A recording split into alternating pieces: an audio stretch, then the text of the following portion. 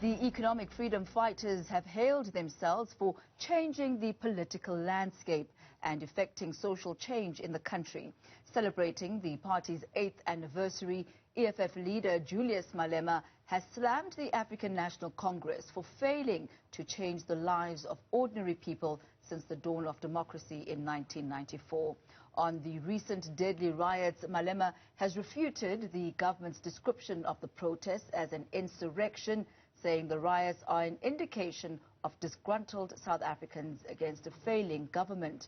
Now, for more on the story, I'm joined by our reporter Mbali Tetani, who has been following the EFF's anniversary really closely. Mbali, a very good afternoon to you. Good to have you on the Daytime Update. So, quite a detailed birthday message from the EFF leader Julius Malema. What would you say were some of the key highlights that came out of it? Of course, Tam, it was quite a lengthy, address from Julius Malema. You'd remember that these celebrations started at around 1 o'clock and they only just wrapped up at 5 minutes ago. So it was quite a lengthy, address from the EFF leader. But at the same time, Tammy, just talking about the EFF, they are, of course, celebrating their 8th anniversary and also hailing the party for being an alternative and saying that, it is one of the only parties in the country who continues to show the growth, and we've seen this at the polls. We've also even seen this, during the by-elections, that they continue to record a growth, especially when it comes to young people, saying that there are also an alternative for young people. Of course, they're slamming the ANC government, saying that, much still needs to be done from, that specific government. But at the same time, Tammy, what also caught my eye is, of course, the issue around this insurrection. You'd know that over the past couple of days, this is something that government has been dealing with, where you'd have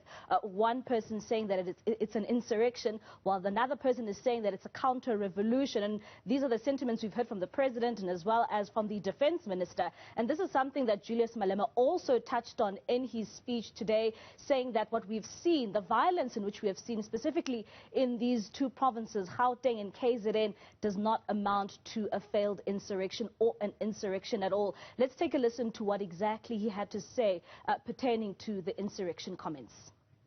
The activities of the past 2 weeks are a reflection that South Africa is sitting on a ticking time bomb.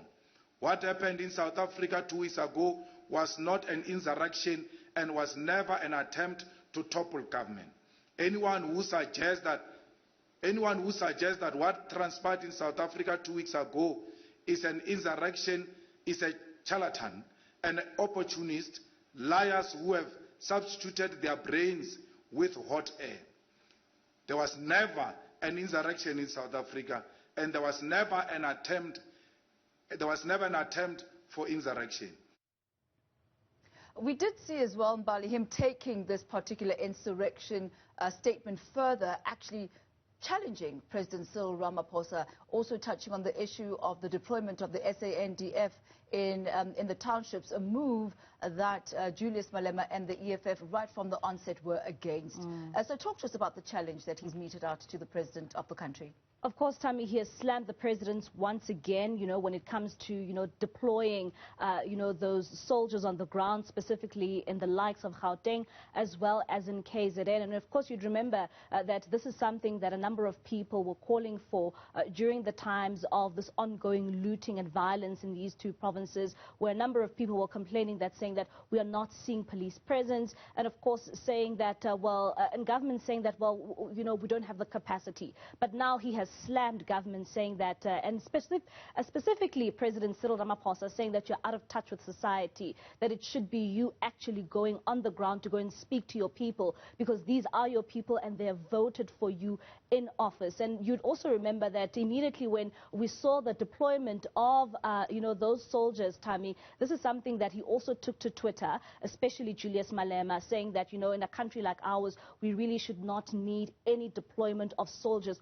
especially during a time of this nature. So this is something that he also touched on, Tammy, saying those who are saying that he's supporting what happened and the violence and the looting, he's not supporting, but he's also, looking into the issues of the people and why they are looting. And you'd remember that people were looting really grocery stores here, and this is also something he touched on, that people were looting grocery stores and, various outlets and looting food, essentially, saying that what people were looting it shows that the inequality and poverty in our country is quite a significant thing.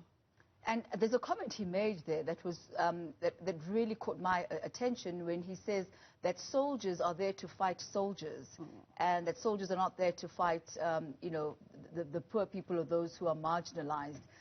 Pretty much saying, choose your battles, and your battles should not be in the townships amongst your people, but rather in, protecting countries and territories. There's also the issue, Mbali, that he spoke about the vaccines and the fact that there are reports that are coming from the EFF Labour Desk that there are some institutions and some companies that are forcing their members or employees to actually vaccinate, in some estates as well, that are saying that residents or tenants there need to vaccinate and trying to make that compulsory. Tami, one thing that the EFF also did, you'd remember not so long ago that they had a march to the SAPRA offices calling for more vaccination, calling for specifically, the vaccine from China and the vaccine from Russia. And he also touched on that, saying that, well, as much as they went on this march and they marched to the SAPRA offices calling for the approval of these vaccines, we subsequently saw the approval of the Chinese vaccine. But also one thing he also touched on today was saying that as much as we have seen government saying that, they are approving the use of, the Chinese vaccine, we have not seen it on the ground. And this is something that them as the EFF that they would like to see on the ground, saying that, well, in terms of many options that people have, it's still the likes of your J&J and your Pfizer. And of course, when it comes to the issues around, you would know that Julius has had his issues around Johnson & Johnson. He even likened the president, saying that maybe he should become the influencer for Johnson & Johnson. But of course, he touched a lot on the vaccine, saying that, more people, especially with comorbidities, should be prioritized during, the vaccine rollout, and it shouldn't be according to age groups, that those with underlying issues right now should be of, most significance during this rollout. But at the same time, the issues around the availability of more vaccines, but to also have a variety of vaccines was something that he also touched on. But something that also caught my attention, in his very lengthy speech, Tami, is the issue around those CR17 documents.